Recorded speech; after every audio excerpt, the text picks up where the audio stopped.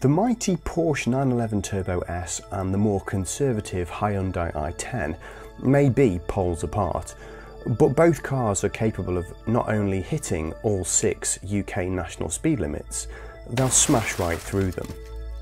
The way the UK allocates its speeding fines is based on a 3-band system, A, B and C.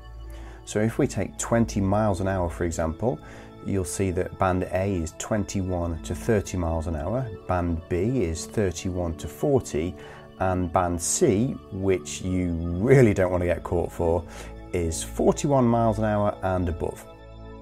From April of this year, the penalties for speeding offences were increased.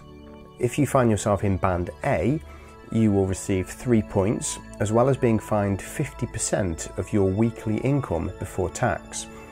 Band B is 4 to 6 points, or a 7 to 28 day driving ban, as well as being fined 100% of your weekly income before tax.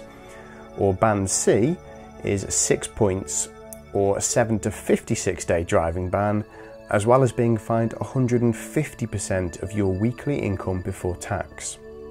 Now, it is worth saying that the percentage of the fines are only a starting point, and these can go up or down depending on the circumstance of the offence.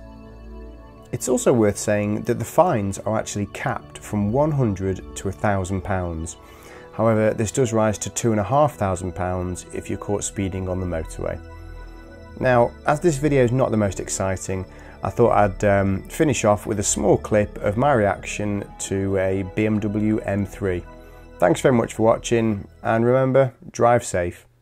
It's actually quite hard to drive this car smoothly because it's like a oh!